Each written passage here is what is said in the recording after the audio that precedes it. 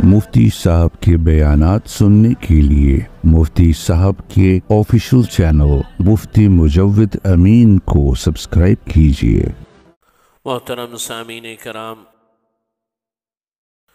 بزرگان محترم، جیسے کہ میں نے خطبے میں آیت تلاوت کی ہے، اسی سے آپ کو اندازہ ہو گیا ہوگا کہ رمضان المبارک کی آمد کے سلسلے میں کچھ بات عرض کرنی ہے کہ یہ مہینہ اب بالکل قریب ہے اور ہماری زندگیوں میں اللہ تعالیٰ ایک دفعہ پھر عافیت کے ساتھ، سلامتی کے ساتھ، خیر و برکات کے ساتھ دوبارہ لے آئے۔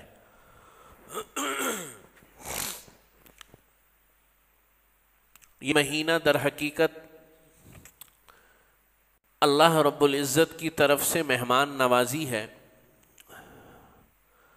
اس امت مسلمہ کے لیے۔ اس مہینے میں میزبان اللہ ہوتے ہیں، اللہ رب العزت کی ذات میزبان ہے اور مہمان ہم لوگ ہیں، امت مسلمہ ہے۔ اور جب میزبان مہمان کی مہمان نوازی کرتا ہے تو اس کی خوشی اور راحت کا پورا خیال رکھتا ہے، اور جب بات ہو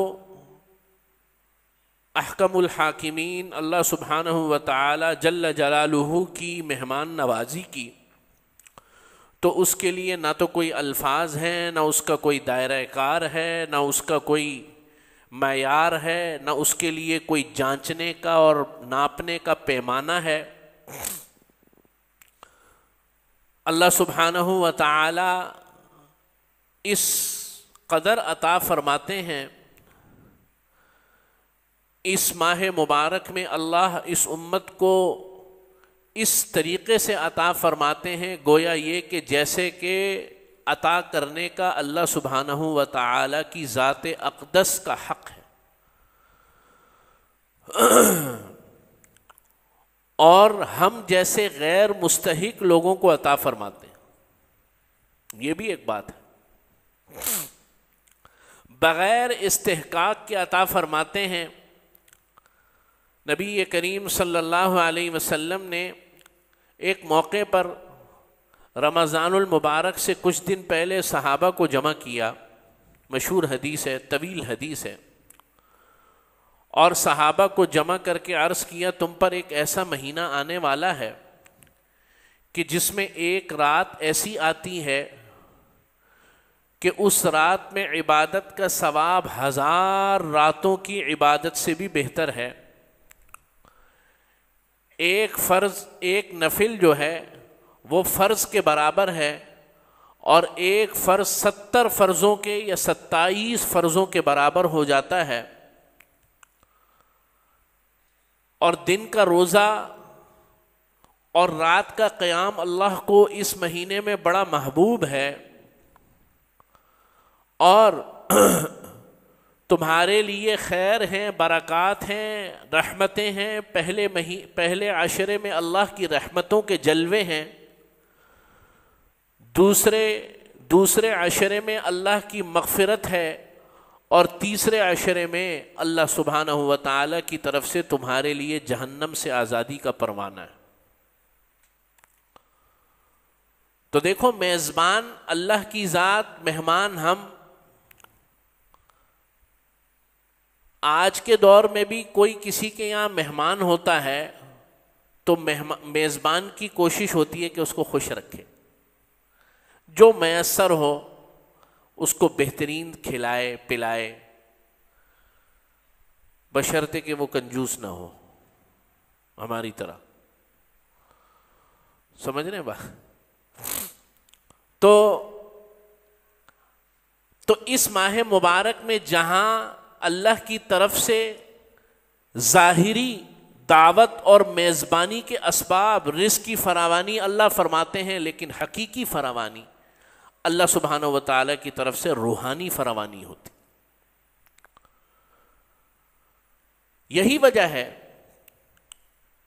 کہ نبی کریم صلی اللہ علیہ وسلم نے عام طور پر، بلکہ عام طور پر کیا، ہمیشہ اپنی زندگی میں حضور کا معمول یہی رہا کہ آپ صلی اللہ علیہ وسلم نے کسی بھی سخت سے سخت بات پر بھی بد دعا نہیں فرمائی، لیکن ایک موقع کے لیے حضور نے بد دعا فرمائی، یا آپ صلی اللہ علیہ وسلم نے ایک طریقے سے اپنی ناپسندیدگی کا اظہار فرمایا کہ جس شخص کی زندگی کے اندر رمضان المبارک کا مہینہ آئے اور وہ اپنی مغفرت نہ کروا سکے، اللہ تعالیٰ ایسے شخص کو ہلاک فرما دے۔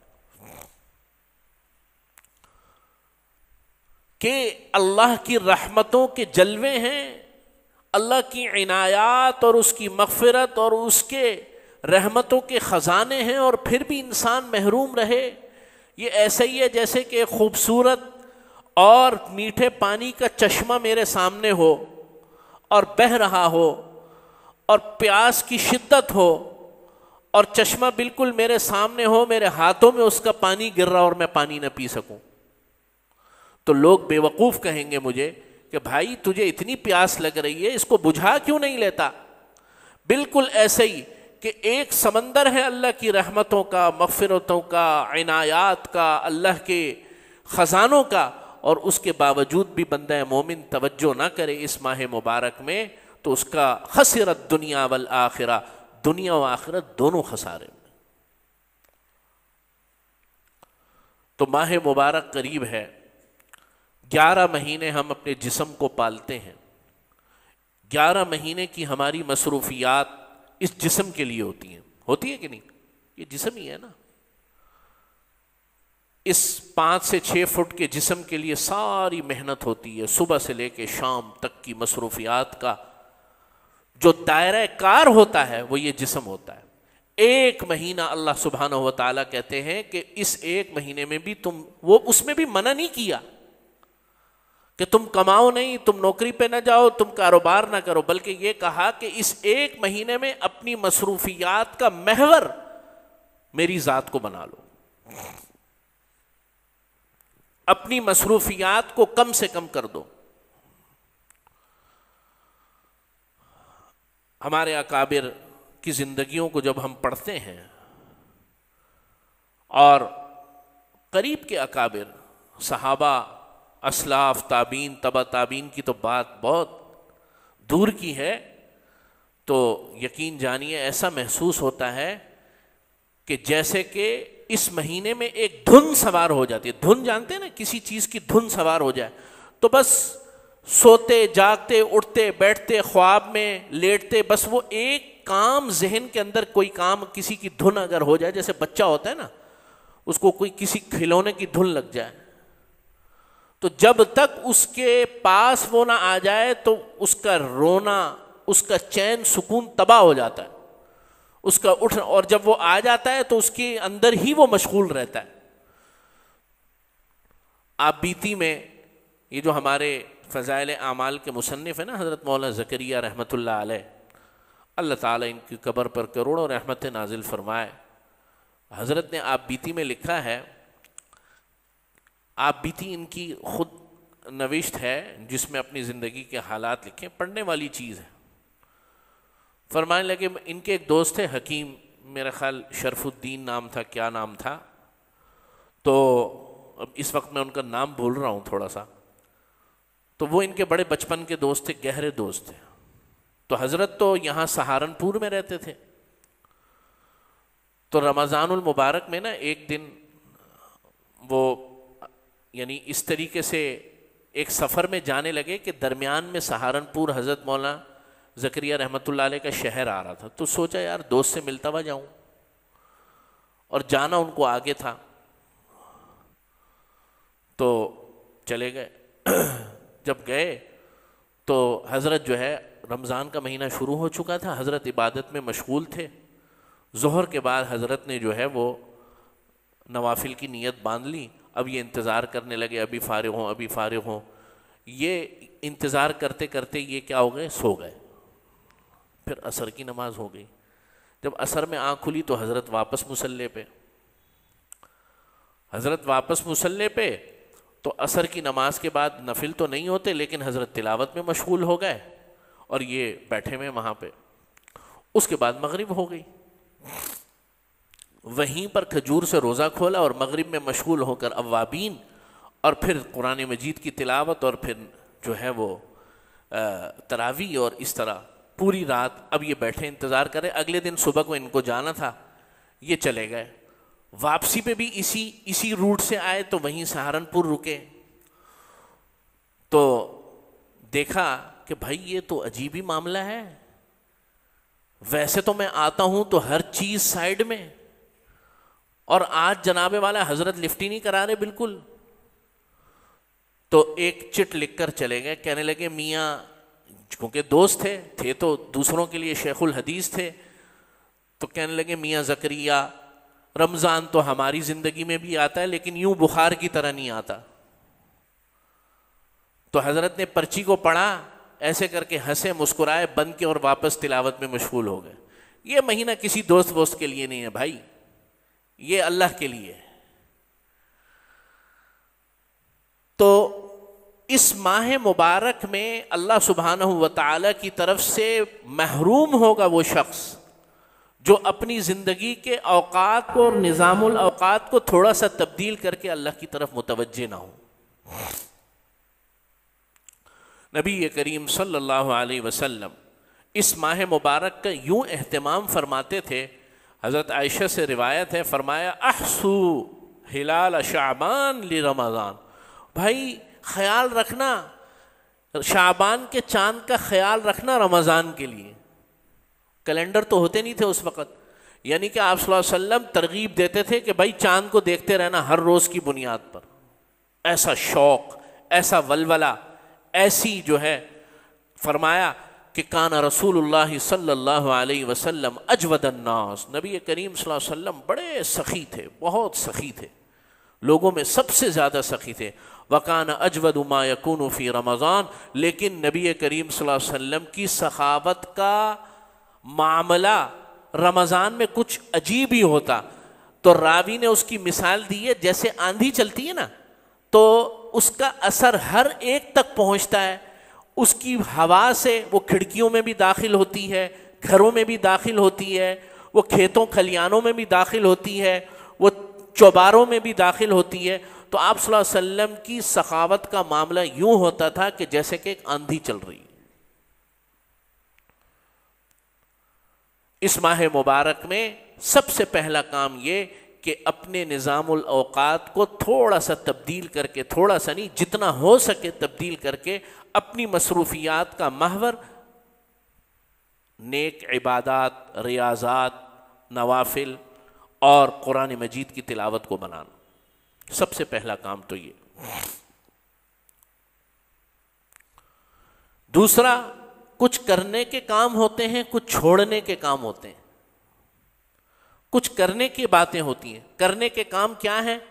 ان میں سب سے پہلے رمضان المبارک سے جو ایک خصوصی تعلق ہے وہ قرآن مجید کو ہے. قرآن مجید پڑھوایا جا رہا ہے، تراویح میں کھڑے ہو کر سماعت کروائی جا رہی ہے، جو سنانے والے ہیں ان سے سنوایا جا رہا ہے، جو سننے والے ہیں ان کو پابند کیا جا رہا ہے. اور پھر لیلۃ القدر، اللہ تعالیٰ نے اس رات کی جو ایک خصوصی امتیاز ہے، وہ امتیاز ہی اس بنیاد پر ہے کہ اللہ تعالیٰ نے قرآن مجید کو لوح محفوظ سے آسمان دنیا پر جو ہے نازل فرمایا.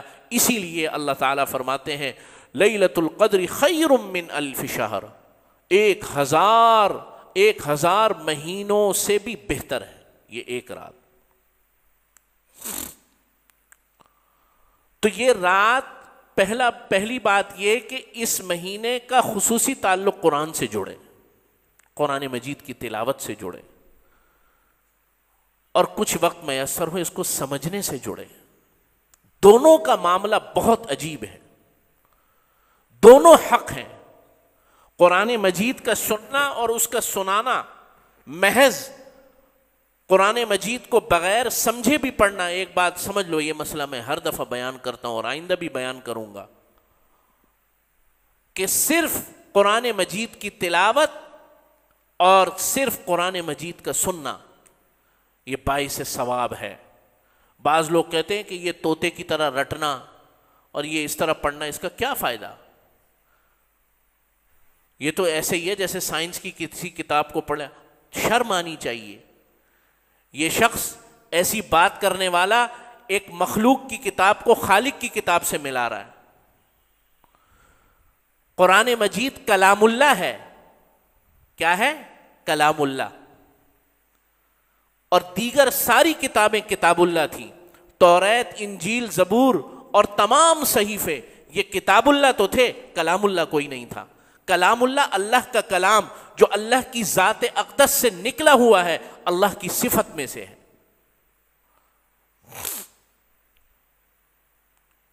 نبی کریم صلی اللہ علیہ وسلم نے فرمایا کہ اس کے ہر حرف کے بدلے میں 10 نیکیاں ہیں، اور میں یہ نہیں کہتا کہ الف لام میم ایک ہے، بلکہ الف الگ ہے، لام الگ ہے، میم الگ ہے۔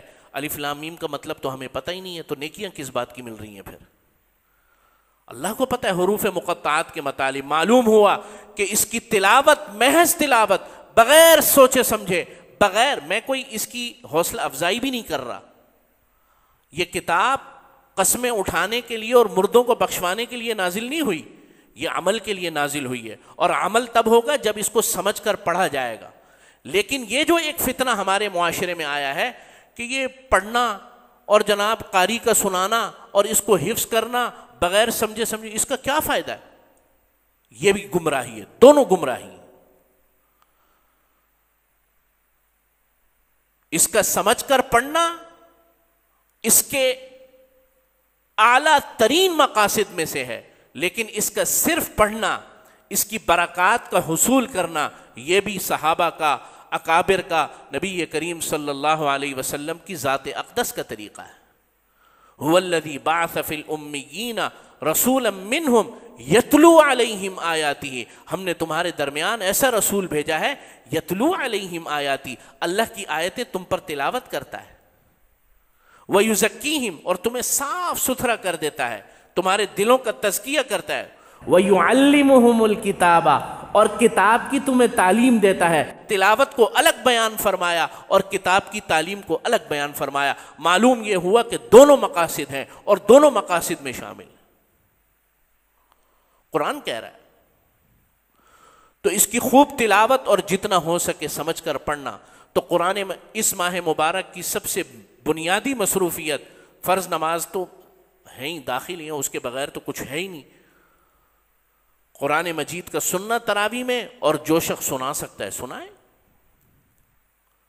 اور اس کی تلاوت کرنا۔ اور دوسرا سب سے اہم ترین کام، فرائض یعنی فرض نمازوں اور فرض روزے کے علاوہ اس ماہ مبارک میں استغفار کی کثرت اور دعاؤں کی کثرت۔ ہمیں مانگنا نہیں آتا، اللہ سے مانگنا نہیں آتا۔